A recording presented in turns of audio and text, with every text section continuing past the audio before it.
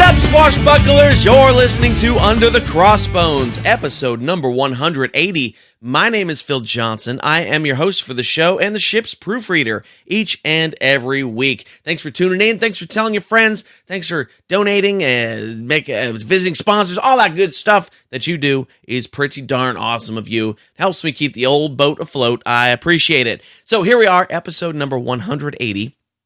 Fun fact about the number 180. On March 17th, in the year 180, Marcus Aurelius. Now, I think we had a Marcus Aurelius fact last week, but this one I thought was more even pertinent, I guess. So, March 17th, in the year 180, Marcus Aurelius, emperor of the Roman Empire, died of natural causes at the age of 58 in the city of Vindobona, which is modern-day Vienna. March 17th, way to ruin St. Patrick's Day there. Old Marky Mark. Dying on say that's gonna put a bummer on your Roman St. Patrick's Day. And age of 58, he died of natural causes. Holy cow! Anybody out there that's going, we should eat like our ancestors did? That's why we don't eat like our ancestors did, because they died at the age of 58. Oh my gosh! He was succeeded by his son Lucius Commodus, who was just 19 years old. 19. I want you to think back in your brain chamber about what you were like as 19, at the age of 19. Now, picture somebody just handed you an empire. Yeah, this is what happens. The subjects of the empire said, Rome is going to the Commodus, which eventually became our phrase for visiting the toilet, a.k.a. going to the commode. That's a lie. I made that up. Don't believe that last part. But Commodus was just 19, and holy cow, that must be why they do consider Commodus's rule the beginning of the downfall of the Roman Empire. So that's what happens when you give a 19-year-old an empire. Don't do that. Yeah.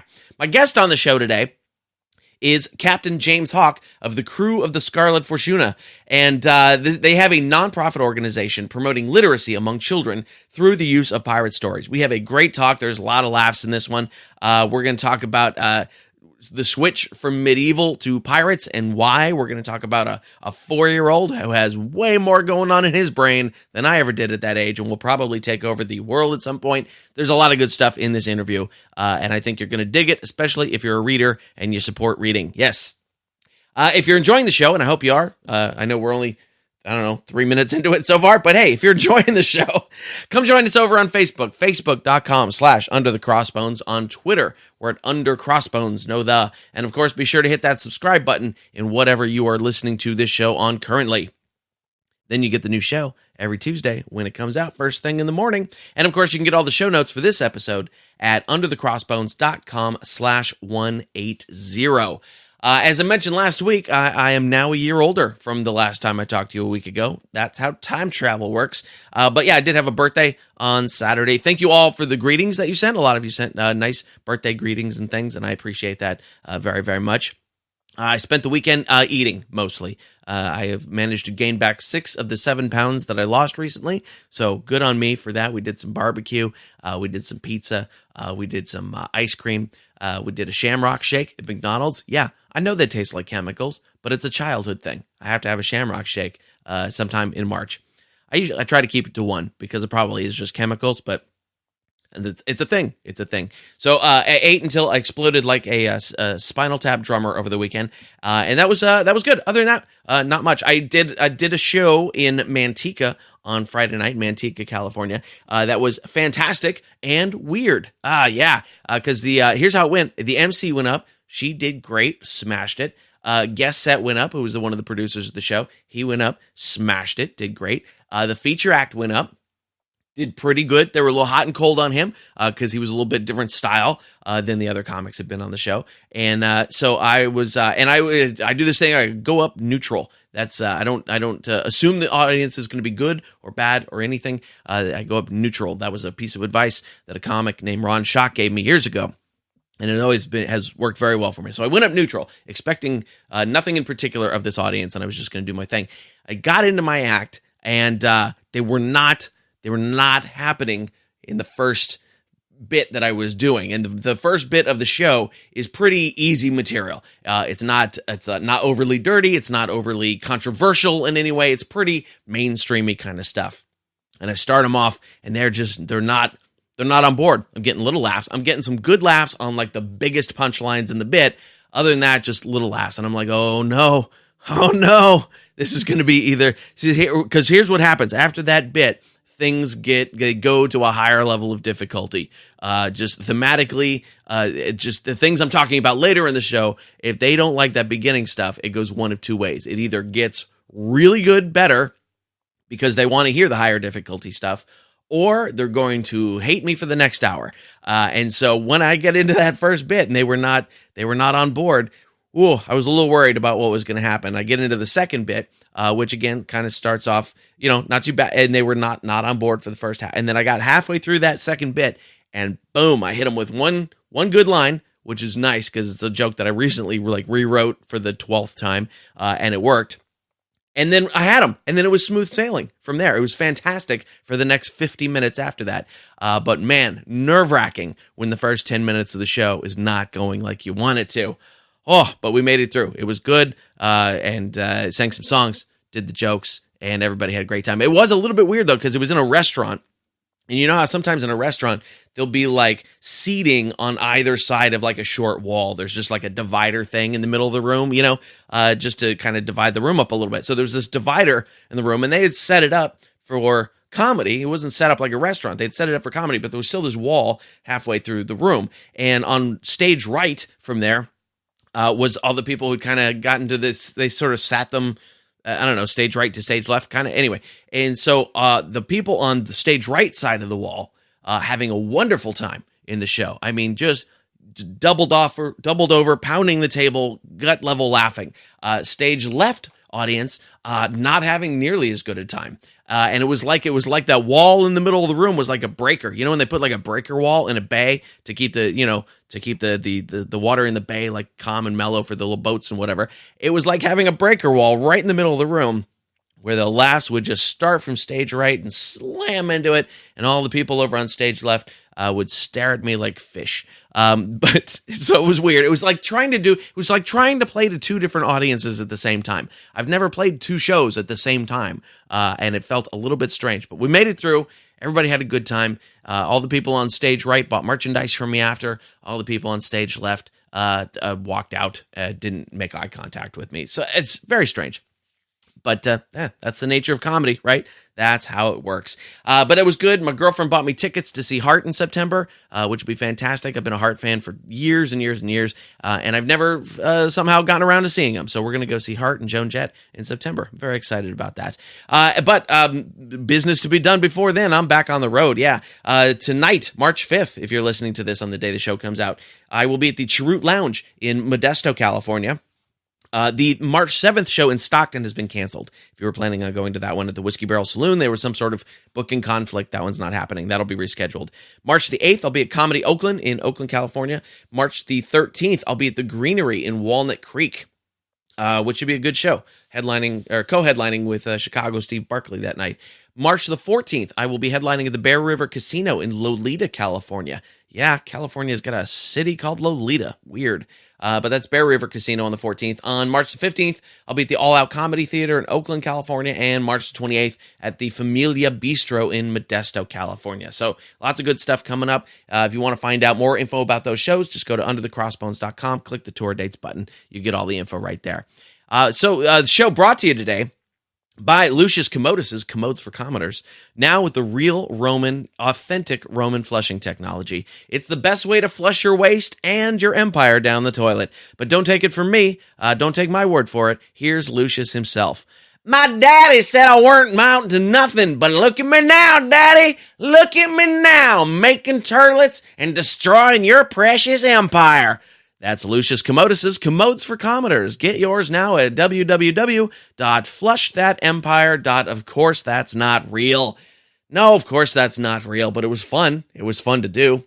It's fun to do. I don't know why Lucius Commodus of the Roman Empire would sound like he was from deep Alabama, but why not? Why not? We're actually sponsored today by TeePublic. And they are a t-shirt company that works with independent artists. And when you buy a shirt from them, everybody gets a piece of the pie, and it's a real good thing. And I put together a collection of over 100 pirate t-shirts just for you. There are funny ones, there are scary ones, there's sexy ones, all sorts of good stuff in there. And of course you need a new pirate t-shirt.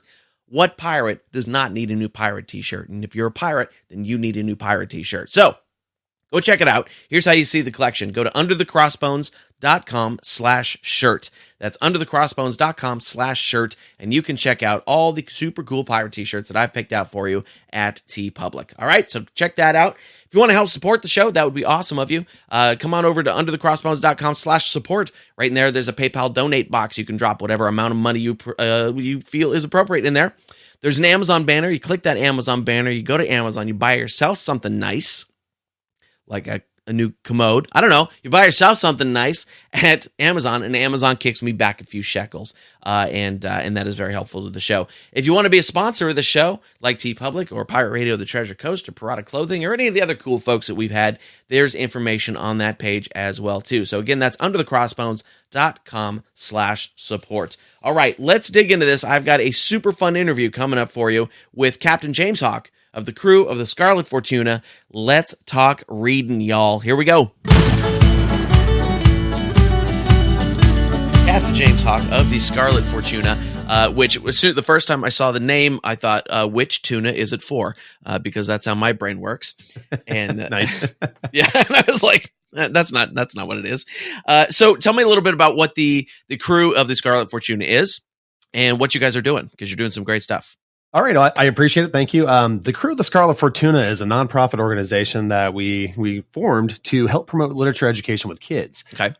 Everyone on this podcast that's listening, we all have a love of pirates one way or another. Sure. Whether we're reenactors, whether we're folks that are, musicians or artists, you name it, we all have a passion for the world of pirates. So what better way than to give back to the community by exciting them through piracy? Yeah. So our organization was established to essentially excite the kids how to read, get them into reading, get them motivated seeing these stories come to life before their eyes, themed as a pirate organization. Okay, that's very cool. So that's essentially what we are in a nutshell. That's a small soapbox for you. Okay, yeah. Now, so let's go back a little bit. Does the pirate thing come first? Does the charity thing come first? Where did you start with this?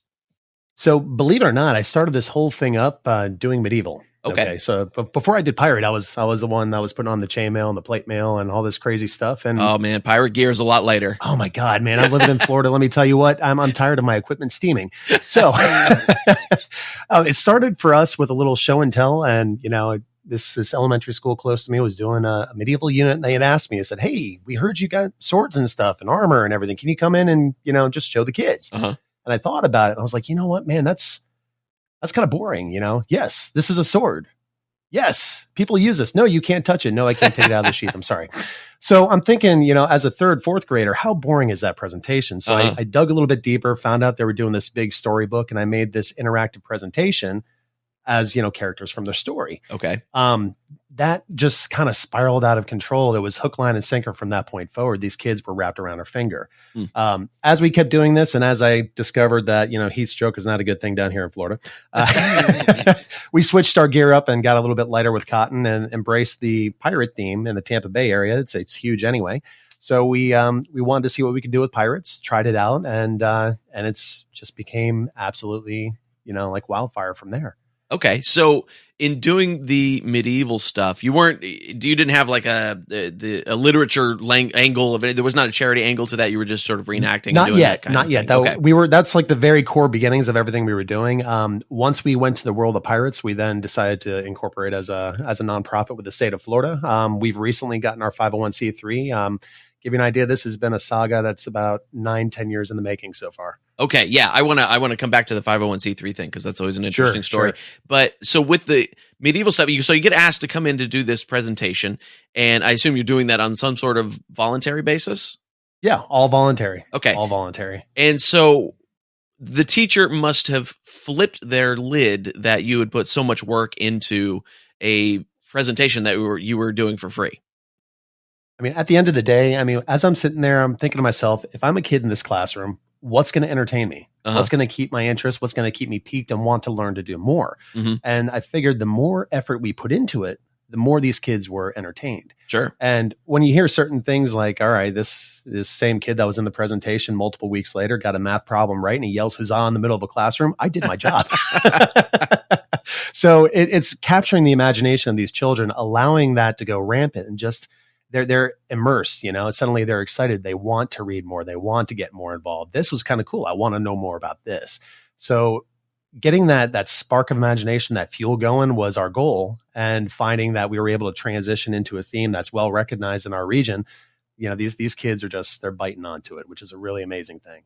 Yeah, that's great. And I think that just that you took that kind of viewpoint on it says a lot about your own character, that you went in to do a presentation for a bunch of kids for free, and that you went completely over the top with it. Is that something that has been part of your personality for a long time? Have you been like that since you were a kid, where it was always, okay, here's a thing, but we're going to do it extra? Right. So growing up, there was one key phrase that my mother had always said, 3 words, and it's 3 words alone. And it's helped me, pass so many grades all the way through grade school up through my collegiate career, presentation, presentation, presentation. If you got the presentation down pat and you're selling a good product, regardless what it is, whether it's an essay or you're doing a full scale presentation for a group of kids, if that presentation is on point, you're going to have a phenomenal thing right in front of you. And it speaks for itself. If it looks good, then it is going to be good. Yeah. Okay. So you put that effort into it, you're going to have a great product and a great thing that these people are eating up. Nice. So I always try to concentrate on the presentation of everything I'm doing, whether it's, pitching a proposal or setting up our campsites or whatever for the public, which we'll get into a little bit later. Yeah. But, it's about putting that effort in to help immerse the public into what we're doing. That's great. My dad was a salesman for his whole career, and even as a kid, I was getting like closing techniques. So I understand that sort of training as a child. Right. So when you transitioned to the pirate thing, was that purely a matter of holy cow, this chainmail is hot, or was there something else behind that? It's just a combination of factors. With, like I said, being that we're located in the Tampa Bay region of Florida, we've got the world of Casparilla all around us. Everybody knows what the pirate scene is all about. Sure. And the medieval concepts, as awesome as it was, people just weren't biting as often. I was trying to expand into other schools and other venues, and people are like, oh, okay, a medieval troupe. That's nice. But as soon as I transitioned to the world of pirates, oh yeah, we'd love to have pirates on. That sounds like a great idea. So it was like a hook, line, and sinker technique. I'm trying to figure out how to get this, literature promotion out there. And for some reason, the world of pirates, they eat it up. So that's one of the things that helped the transition. Yeah, sure. I love going out to an event and my shoulders aren't steaming. That's great. But, having a theme that, really gets everyone involved is something that, really helped out our purpose. So that transition was a smart move in our opinion. Sounds like it. What do you think was the thing that didn't grab them about the medieval stuff? Because in my brain, it almost seems more important to know the history of that medieval period so that we don't repeat it, more so than maybe the 17 and 1800s. Not that we should repeat those either. But I'll be completely honest with you. I'm still baffled by it because growing up as a boy, you're thinking, okay, we got knights and armor and swords and shields. You got, people doing magic tricks and pretend they're wizards and stuff. I mean, this stuff was cool, Yeah. I loved every second of that idea. And for whatever reason, they just, I have no clue why. They just never bit on. Interesting. The presentation at the schools, I mean, the faculty, they loved it. The kids, they loved it. I was getting thank you letters for months after the fact, talking about what they learned from the book and what they learned from the medieval stuff. I had one little boy, I think he wrote me like a year off and on for the last, like every month I got a letter. Oh my gosh. It's like, hey, I learned this about this. I learned this about that. This is really, did you know about this? And, the correspondence was there and we almost like little pen pals for a little bit. So, you're affecting them when they're doing stuff like that. But for whatever reason, I don't know why other venues just weren't interested in it. I tried the SCA route. I tried the medieval fairs route and just nobody was biting on. Huh. So I don't know. It's a weird transition, I guess you could say. Yeah, interesting. Not enough King Arthur movies lately. I think that. I guess we need a little good Hollywood injection of that medieval stuff to bring it back. Right. So you get into the pirate thing. What kind of presentations are you taking to these various places? So it really truly depends on what the venue's looking for. If it's say like a scholastic venue, I'm going to a school, then I might have something a little bit more based on their curriculum and what they're studying. A lot of times I'll have teachers decide what kind of story or storybook they want to go off of. It could be a chapter book or a picture book, whatever. And we'll come out there, we'll help tailor this presentation to what they're studying. And then we'll have, interactive treasure hunts and vocabulary. And, there's one thing we do where it's they can actually call different moves out from reading cards, and, we're actually sword fighting for the kids, Okay. And there's so many different things we can do from the school presentation. However, if you flip the gears, not everything is going to be a scholastic presentation. Sometimes we have fairs that we go to, pirate festivals across the state of Florida, where we'll run 20, 30-minute demonstrations on combat arms. We'll do a crowd favorite called Fight a Pirate, where they come in there and they get to fight one of us for the fun of it, and a lot of the angles that, just we try to bring that literature aspect back into everything we're doing. And one of my favorite ones is something we call Pirate Tales, where these kids are sitting down in the middle of this festival, 20, 30 minutes. I never thought they would actually sit still with all this activity going on just to hear a pirate story being read to them. So it's really kind of a neat thing. Lately, one of the things that we've had a mobile book tent that we're starting up, where we're giving away books for free for the kids. Okay. We had a chance to debut that for the first time this past event we did last weekend at the Treasure Coast Pirate Festival. Nice. And it was such a huge success. Hundreds of books going into the hands of every kid that came by. It was a really great experience. So it really truly depends on what the venue's looking for as far as, what they want. And I'm very happy to sit down and say, hey, this is what we've got to offer. What do you need? Okay. So it's kind of a fun thing. Yeah. So when you go in to do an educational program around, say, a book, they're probably reading Treasure Island, so I'm sure you're well equipped for that one. But what other ones do they throw at you that you had to maybe think about and design some stuff for? It's a mixed bag. There are so many different pirate books out there. If we're not familiar with the book, we try to grab it and read it. Like Pirates Wear Diapers or something. That's a different one. It's like, do a presentation on this. And I'm going, what the heck is this? All right, let me read the story. So there are so many different books out there. I've done a tailored presentation on Robinson Crusoe, which we kind of had to, finagle a pirate aspect into there. And, Peter Pan's a pretty big one too. Sure. A lot of folks will say, oh, hey, we're reading Peter Pan. That's, what can you do with this? It's like, but all the pirates are the bad guys in that one. Come on, guys. Right. So, there are so many different storybooks out there, and just the list keeps on growing and growing with all these authors that are putting out new stories. One of the biggest ones, the most common ones I see, is How I Became a Pirate. Okay. That's a pretty fun book about a little boy that is out on the beach with his family and ends up jumping aboard a pirate ship, figuring out what it is to be a pirate. And at the end of the day, wants to go back home to mommy and daddy. So that's a pretty big book. A lot of schools go for.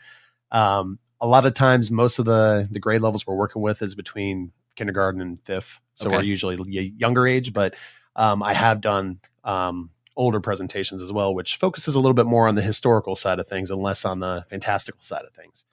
So when you prepare for one of those books, and I'm glad to see that there's a variety of things that they're exposing the kids to out there, do you change your costuming? Are you acting out parts of the book? What does that look like? So in the beginning, we used to try to, replicate characters or concepts from the books. And the more we did it, so you know what? We can stick as our individual characters and say that we are talking about the legend of this or that. So myself as Captain James Hawk, I don't have to change how I look because this is Captain James Hawk talking about Captain Redbeard. And it's acceptable with the kids because, hey, they don't need to see the character, but it's a pirate talking about that character as if he was real. Okay. And that helps fuel that motivation and imagination like we talked about earlier. It's like, oh, you knew Redbeard? What was he like? I can turn around and say, oh, he was a gruesome sot with rotten teeth and a big stinky shirt, and just these kids will eat it up. It's like, oh man, you really knew Redbeard. Wow, that's kind of cool. So it's one of those things where we can go out there dressed as who we are as individuals and help bring that storybook to life without really having to change a thing. Right. Okay, that's cool. Have you been invited to do a career day yet? I've done a career day, which the first time I asked that one was pretty entertaining. Everybody's in there. It's like, oh yeah, I'm a firefighter and I'm a lawyer, and I go up, yep, I'm a pirate. And they all kind of look at you funny. And it's one of those things. How do you talk about being a professional pirate to a group of kids? Right. So it's one of those things where I get to have fun with it, and I always get the question, where's your ship? I say, well, are we on the bloody sea? It's not here. Of course it's in the water. I can't bring the ship.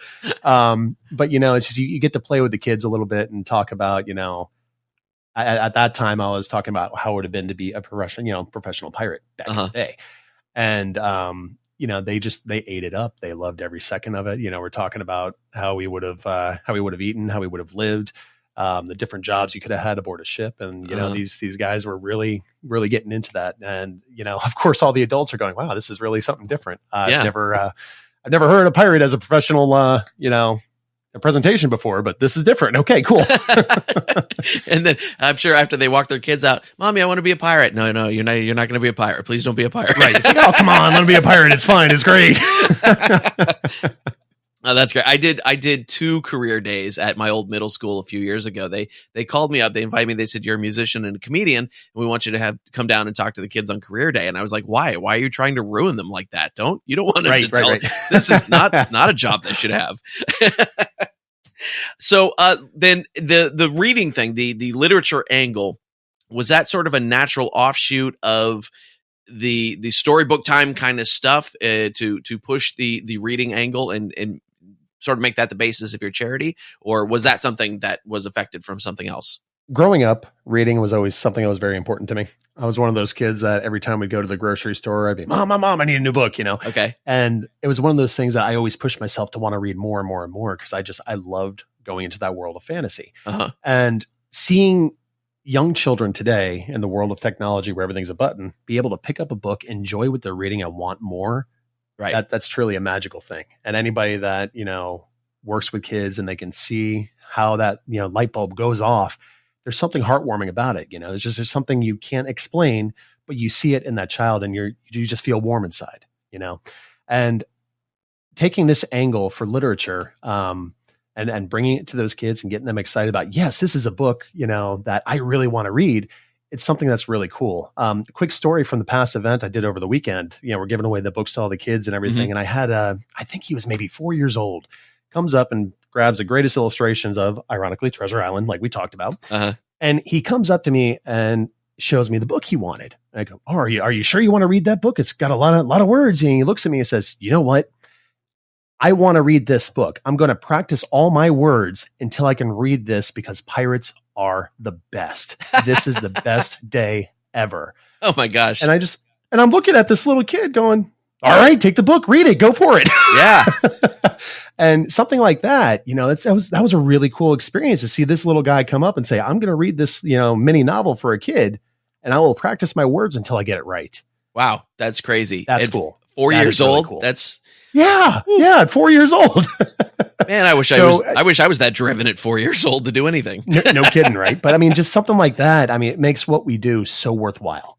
Yeah, I'll bet. Just seeing that fuel, it's like, all right, now I'm motivated to keep going. I want to give out more, because this was a cool thing. If I did that and I only had that response from at least one kid, we knew we did our jobs. Right. And the fact that we had that effect on so many over the weekend, seeing so many kids pulling out these books, getting excited what they're seeing, that really means that the world of literature is not dead. We still have an opportunity to revive this thing, folks. Certainly.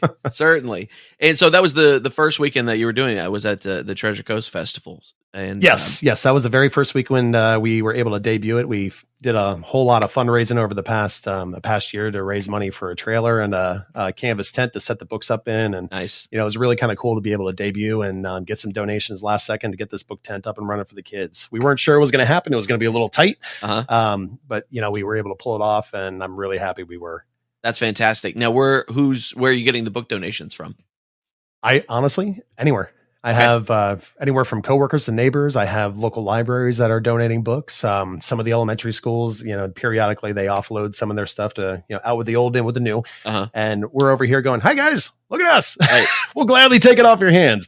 So we were fortunate enough to have an elementary school donate a handful, and we had libraries that were donating a handful. By the time we were done, we had easily, I'd say about 400 or 500 books that were donated. Okay. So it was a really good turnaround, and the fact that we're building, relationships with local friends in the libraries and local folks that are coming in and saying, you know what, instead of throwing it at a garage sale or dropping it off at a thrift center, would you like a box of books? Yeah. Let's see it. Nice. So it's really it's cool that we're able to get so many folks so willing to just give, and that's one of those things that children's books, they're a dime a dozen. Folks are always looking for them and always getting rid of them. So we lucked out there. And do you specify to those people kind of what you're looking for, so you don't end up with a bunch of GMAT handbooks and romance novels? I mean, I tried to. Ironically, one of the boxes I got prior to this last festival, I'm going through it, and it's great. It's got kid books all over the place. At the very bottom was a Playboy. And I said, okay, this is not what we're looking for. Appreciate it, but let me put this aside. Saving this one for Captain James. Yeah. I don't know about that one. It's a little crusty. I threw that one out. So, but yeah, we try to do what we can and, get all kinds of books. Like I said, this last time we had books from toddler all the way up to young adults. We had, teenagers, seniors in high school getting books and enjoying what they're reading. A lot of great titles too. I was really impressed by that. That's great. That's very cool. So now you've got your 501c3 status. What was the process for going into that? I've never done anything like that. The 501c3, I'll be honest, we sat down, we were going to do all the paperwork and file ourselves. At the time, we had already been incorporated for at least, I don't know, maybe 5-6 years at that point. And, it was just one of those things. The more I delved into the paperwork from the IRS, and any of you folks that do that for a living, God bless you, going through this novel of instructions, I'm looking at it and I'm looking at my wife going, okay, I know you're an attorney, so you can help me decipher this, right? The both of us are baffled by the amount of work that had to go into it. It was honestly easy to go through a third party to set it up for us. So we ended up hiring an organization to come out and help us get our paperwork in line, explain who we are, what we do. And they were able to kind of help solidify the path forward without having any kind of mishaps or hiccups. The problem with that is if you misfile anything, they can kick it back and you've wasted $200. Exactly. So for a small nonprofit that's trying to do the fundraising to get this money up, $200 is a big thing. Sure. So it's like, okay, you wanted $500. If we screwed up, that's a lot of money that we're not going to get back for a while. So we want to make sure we did it right the first time, went through an organization that's familiar with all the stuff. And it's been a really good thing. And having a 501c3 being the tax deductible, folks have the opportunity to be able to write stuff off and be able to, donate a little bit more, with a little bit more confidence, I guess you can say, than just saying, okay, you guys are potentially a nonprofit. You've got one seal, but I don't really know how this works. 501c3, a lot of corporations are a little more willing to help out. And so they will be able to not only write off like book donations and stuff, but also anything that they're donating to you to come monetarily to come whether it's perform. monetarily. Yeah, exactly. And that's something that we look for every year. We always have a sponsorship program, whether it's individuals that would donate or if it's going to be a business style sponsorship. We try to get out there, get their logos on different things around the campsite and around our pamphlets and whatnot. Just something to kind of help out, advertise them, help us out by raising some funds so we can continue our programs for as little as possible for the public. Yeah. And for anybody out there interested in sponsoring these guys, very reasonable rates. I checked them out earlier today. Yeah. Thank you. We're always trying to put together a sponsorship package and talk about what we're trying to raise the funds for the current year. And, this year I haven't started to put together yet. It's coming up. May 1st will be our deadline. So I'll be working on that this weekend now that I'm back from the festival. But I'm hoping this year we can outfit the rest of the book tent, get all the decorations up and running, get all the different bookshelves and everything we need to design. And, I'm hoping that by the end of the year, this book tent will be 100% solid and ready to go. I've got a lot of great decor that was donated to us from Scholastic from one of their book fairs that we're repurposing into the book tent. Okay. So it's been a little bit of a process, but we're getting there. Yeah, certainly. So is the book tent something that you would even take out to like a school educational program? It was more designed for the festival atmosphere. However, if there's a small local, like a First Friday event, or if they're having a school carnival, or even sometimes, the Scholastic book fairs that go on in the schools, sometimes they like having stuff like that out there as well. So if that's something they would like, I'd be more than happy and willing to discuss options and set it up. And for those that don't want the big Baker style tent with canvas and wood poles and stakes and ropes, if you want a 10 by 10, we could do that too. I mean, we're flexible. That's a good thing about us, I would expect that Scholastic might not want the competition. Because they're selling theirs. The fun thing is with Scholastic, when I talk to them, they love the idea. Oh, they really? love what we're trying to do, because a lot of these books, they're thrown aside, they're not being used. And, the fact that they're going to a home for free, that's a great thing. They love seeing that because it's getting the kids excited to read. And hey, if you got a a book that you picked up that's gently used, and at the very bottom you see Scholastic and go, oh, that's a Scholastic book. Well, let's look into more Scholastic books. They might, start buying Scholastic books. So it's a way to advertise free for them. So I don't see there being too many issues. Yeah. Okay. Yeah, that makes sense. Oh man, those Scholastic book fairs were mind blowing as a kid. That was one of my favorite. Yeah, no things. kidding, right? Yeah. You walk into a treasure trove and you're just like, I want everything. Yeah. And your poor parents going, please no. Right. Put it back. Yeah, those were the best. Oh man, I always remember those. They've been doing that forever now. That's yeah, they have. They really have. So how many events, like public events, would you guys do in a given year where people can just come out and see what you're up to? Typically, our event schedule, we will do on average 1 to maybe maximum 2 events a month. Okay. Some of them are festivals, some of them are local things. Good example, I think on the 13th, I'm doing a public library. I'll be going out and doing a program with the kids. Nice. And a couple weeks after that, I'll be doing a historical event, and it's just, it truly depends where the calendar lines up. Some years are busier than others. It just truly depends what's going around and who wants what. But on average I'd say for the past 6 years, we've had minimum an event a month.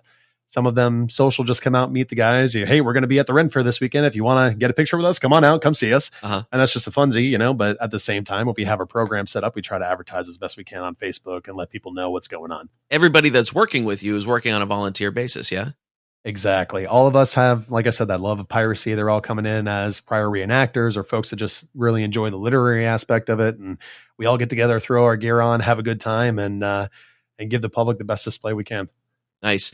In the festival situations where you're doing weapons demonstrations and having kids come out and fight a pirate and things like that, was that something that developed along with the other stuff at the same time, or was that an addendum later on? This actually developed pretty much at the same time. We were already doing the literary aspect, and what helped kind of transition my way into the world of piracy was, ironically, at the Bay Area Ren Fair. I was sitting there thirsty as all get up because it's, Florida and 85 plus degrees and 100% humidity. So it feels like, Satan's doorstep down here.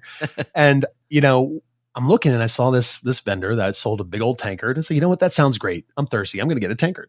So I went over there and I started talking to the guy, and he, this is Tiger Lee from Pirate Fashions. He was offering he was offering, cutlass sword fighting lessons at the time. I said, you know what? I'm tired of collecting something I don't know how to use. Let me actually get proper training in this thing and see what I can get. So I hooked up with Tiger and ended up going to his shop when he was in St. Augustine 3 weekends in a row. Learned everything there was to learn. And he ended up patching me through to my fight director, Dr. John Lennox, from the Art of Combat. And this gentleman has he actually has a doctorate in stage combat theory and arms. And he focuses predominantly on boarding action tactics through the 17th through 19th centuries. Okay. This is his bread and butter. This is everything this guy has done. So working underneath his wing for the past, I don't even know, 8 years now, we've developed a solid program on a combat arms manual that would have been replicated by a gentleman that wrote it in the early 1800s, because there really wasn't any kind of a manual that showed how to fight like a pirate. Right. I mean, come on. How do you fight like a pirate? Pointing into the other guy. I don't know. So this is the first guy to really document it. And this is somebody that survived multiple boarding actions throughout the years. So being able to take some of this knowledge, take it back, and, you're looking at using weapons that are cutlasses, tomahawks, sporting axes, long knives, belaying pins, all this stuff that were weapons of opportunity aboard a ship when it mattered most. So our combat arms demo is a little bit more of a historical, educational presentation on how these weapons could have been used and how Hollywood does not use them. Okay. So if it's an older crowd, they get to see a little bit more of a gruesome presentation. If it's a younger crowd, then that gentleman's just really having a bad day. Okay. So we let the imagination fuel it, but they get an opportunity to see how these tools would have been used as a weapon or a tool aboard a tall ship there. So it's really kind of a cool presentation where they get to see how these things could have been used. So it complements our literary aspect with a historical presentation, and having a manual that we could say, yes, no, this was actually written in a book. So it's a full circle thing. So they developed equally at the same time, the literary and the combat side of it as well. Okay. Yeah. Is that manual, is that available anywhere? Because I could hear thousands of ears perking up when you said that. Oh, I know everyone's perking right now. Yes, that is a public manual that is available. It's something written by a gentleman called Lieutenant William Pringlegreen. This guy's a great guy. And this is something that he he wrote this manual as a manual of naval arms that said, hey, this is what we should utilize. Check this out. And the British Royal Navy took a look at it, threw it over their shoulder because somebody wrote a small arms manual based on, small sword and things like that. And it was all fancy and flurry and, this is what we should use, folks. And made absolutely no sense. So it was never officially endorsed by the Navy, but that's okay. It's still a great manual at arms. And hey, if I'm going to listen to somebody, it's going to be a guy that survived battle many times and his stuff worked. So certainly. Yeah. Especially if his name is Pringle Green. That is a great name. It's just fancy. You just get that stuffy feel when you say it. Exactly. Pringle Green. I like it. So had you done any weapons training that in depth with the medieval stuff? The medieval stuff was more hand-me-down training. Okay. The only weapons training I officially had, I was actually a member of the U.S. Army. So any of the hand-to-hand tactics I had coming from the Army was something that I was able to help adapt to the weapons I was using at the time. Okay. Yeah. So it was a lot of delving into different books of manuals and trying to figure out some of the techniques, meeting up with some of the SCA folks that do some longsword fighting and just trying to learn as we went. But for whatever reason, the working with a cutlass, the curved weapon, it spoke to me. Okay. And a good friend and I, we've been heading off the combat arms demos for years now, and it's something that when we get a cutlass in our hands, we feel whole. I start going back to a straight sword. It's like, oh my god, it's so clunky. But this thing, the curvature of that weapon is just so smooth. You use the physics to your advantage. So yeah, it's one of those things. I definitely found my preference. Okay, nice. There was a picture on your website of a kid doing the fight a pirate thing with the blow up swords. Right. And the look in his eyes was so deadly serious that it just made me laugh. There's a phrase that's gone around our crew for a long time now, and it's you get this whole concept of fight a pirate where they line up, they get in there, and we go over the rules and what they can and can't do. And once this kid gets a sword in their hand and they're looking at you, now mind you, well, okay, sure, we're ready to take this on. Most of my guys in the ring have gone through a lot of the martial combat studies, so they have an idea how to parry, how to block, how to avoid. And there's something about this kid that goes in there with the sword in his hand, starts banging on the sword and giggles ferociously, staring at you, not blinking. You're going, oh my god, what is this little demon coming at me here? And this is what we call a shark-eyed child. So this shark-eyed child will sprint at you, will go nuts at you. And there are some times we go, I'm going to die. Yeah. It's a blow-up sword and I'm still going to die. It's an awesome little blade. It's got a little bit of foam on there, a little bit of tape on there. It's a nice, easy buffer weapon that when it hits us, it really doesn't hurt. But my God, when they're swinging like Sammy Sosa, it's scary. But no, it's a fun event. All the kids line up and, we'll see kids show up at 10 o'clock in the morning when the festival opens and say, I'll be back at 4. Don't you worry, I'll find you. Yeah. And you're just sitting there going, okay, maybe he'll forget. And at 4 o'clock, the kid's just staring at you. You're like, oh, man. So they look forward to it. It's a fun thing for the kids. It's like ages 3 to 10. They can get in there, have a good time with us. And anybody that's watching, I have plenty of spectators that just come just to watch the antics. Sure, I'm sure. Yeah. And they just absolutely love seeing the kids going nuts. Yeah, I'll bet. There's got to be a few you hand them back to their parents and go, therapy. Get this one some therapy. And there's been a few disarms saying, okay, you're done. You need to leave the ring now. Yeah. You're not listening to the rules and you're going in for blood, kid. Time to stop. Yes. It's a good event, though. I mean, I'm really glad we brought it out a couple years ago, and it's been a highlight at every festival we've gone to. Yeah, I'm sure. It's a fun activity for the kids, and all the adults, we have so much stuff we can do, whether we're in garb and we're shooting black powder or just having a good time, listen to the bands or whatnot. But when we have an opportunity for the kids to play, that's what it's all about right there. These kids get an opportunity to, get out there, have some fun. And guess what? When the kid's playing, the adult has a few minutes off. Yeah. So it's a fun little thing we get to do. That's fantastic. That's really great. So where's a good place online for people to keep up with what you're doing and find out what all is up?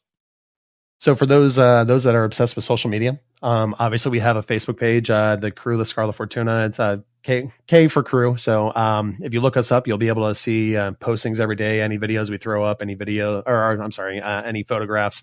Otherwise, we do have a normal website, the scarlettfortuna.org. This is a good place for folks to kind of read a little bit more about who we are, what we are, how you can get involved, sponsor, join the crew. There's a list of events that are constantly up there that I try to keep up to date with a description as far as what to be expected. So there's a couple different ways, or if you're, again, one of those social media warriors, if you find James Hawk on there and it's a big picture of a pirate, you found me. Yeah. So you can always drop me a line. I'd be more than happy to get you any additional information. So we try to be as available as possible for the public and folks that want to know more about our organization, and anything we can do to help or get you answers, we've been more than happy to. Fantastic. And I imagine through there, people can get books donated and that kind of stuff too. Yeah.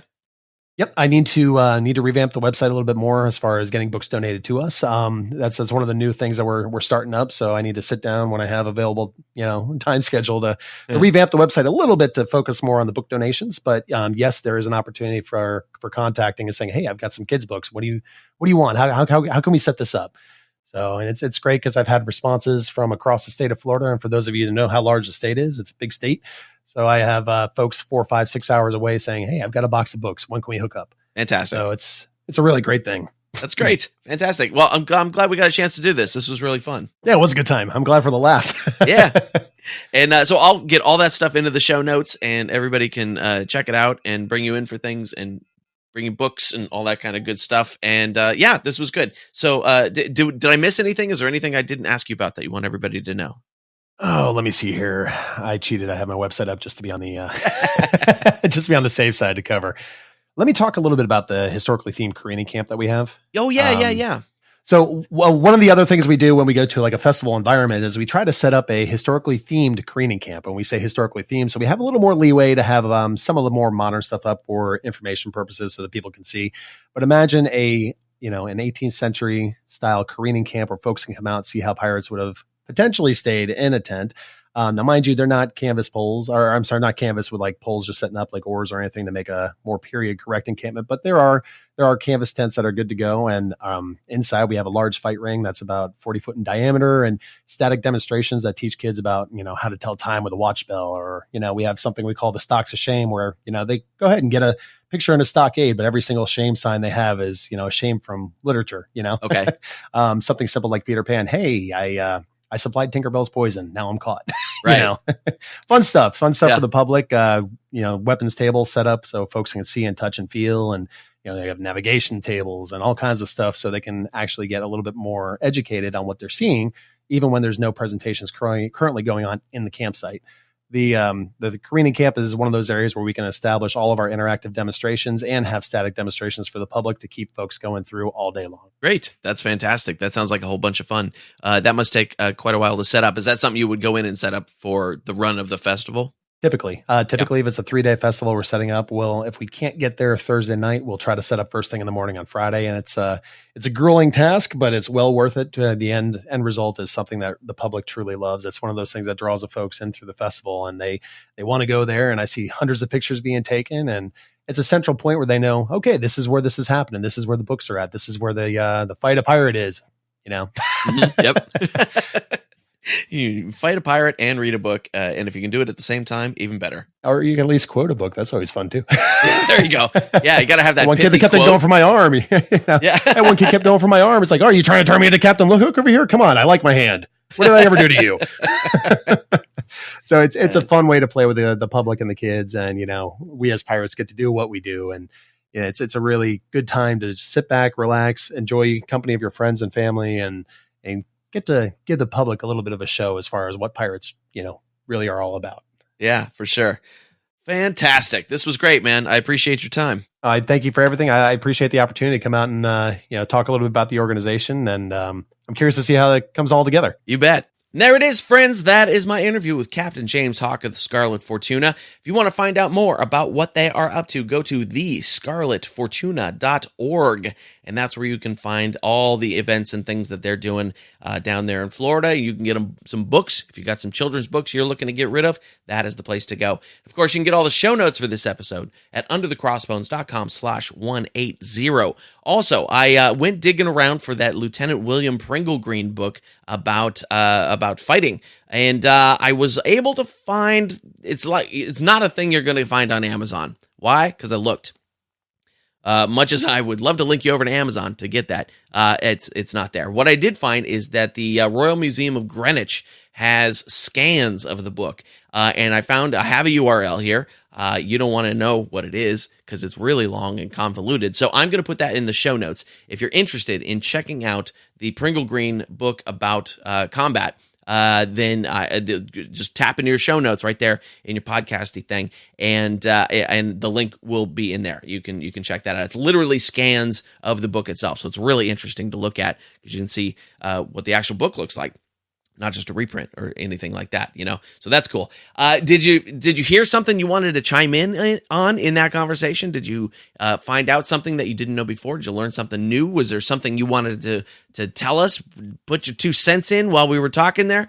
Do that. Come on over to Facebook, facebook.com/underthecrossbones. That's where we'll be chatting about it. And you can leave us comments and questions and all that kind of good stuff right over there at Facebook. Sponsored today by Pirate Radio of the Treasure Coast. Of course, if you're listening on Pirate Radio of the Treasure Coast right now, thank you. I appreciate it. Always good to hear from you. WKKC-DB, they're playing the best music of today's hits and yesterday's classics, and Pirate Radio Talk, playing the best pirate shows, including Under the Crossbones, 24/7, all commercial free. To listen, just go to pirateradioofthetreasurecoast.com or pick up the Pirate Radio WKKC-DB app from your favorite app store. Those are for the music station. If you want to hear some talkative talk about pirates, go to pirateradiotc.com or pick up the Pirate Radio Talk app for the talk station. All brought to you by iTreasure Radio, the very best digital media from independently owned stations. Yeah. Oh, and you can just scream at your phone, your Google, your Alexa, scream at your device. Tell it to play Pirate Radio of the Treasure Coast or Under the Crossbones or whatever you want, and it'll do that for you. It will. That is our show for today, friends. Thank you so much again for tuning in. I appreciate it. I hope you enjoyed it. Come visit us over on Facebook, facebook.com/underthecrossbones. Let me know what you thought of it. Again, if you want to find out more about the crew of the Scarlett Fortuna, go to www.thescarlettfortuna.org. That is a .org because they are that 501c3 doing good things for the world. And the Lieutenant William Pringle Green link will also be in the show notes, or just click through or go to the website, whatever, in the show notes, underthecrossbones.com/180, and you get the link to the scans of the Lieutenant William Pringle Green book. And that's a great name. By the way, if you just Google Pringle Green, all sorts of things come up that are not that guy. Mostly cans of Pringles. Yes, they do. So next week, we have another amazing show. This one's a really fun one, too. Bradley Williamson of Treasure Expeditions is going to be on the show. We're going to be talking about wreck diving, treasure hunting, both on the water and on the land. I guess under the water, and on the land. We're going to be talking about treasure hunting, wreck diving, being on TV shows with people who talk about those things. It's great talk. You're going to really enjoy that one with Bradley Williamson of Treasure Expeditions next week. Got some other things on the calendar I'm not going to tell you about yet, but we're gonna do some things. I got some plans. There's things coming up. If you have any guest suggestions, please email me, phil@underthecrossbones.com, and let me know who you would like to hear on the show, whether you think it's possible or not. Sometimes I get the impossible people, and just you can make that suggestion. Man, I want to get Ian McShane. Really trying to get Ian McShane. I know, right? It would be great. And they're doing a Deadwood movie for HBO, so he's got to be out promoting something soon. I'm going to see if I can get Ian McShane, so we can talk about, we'll talk about him, Blackbeard, but we're going to talk Deadwood. I really want to get Ian McShane on. All right, you guys, be good to each other. I'll see you next week.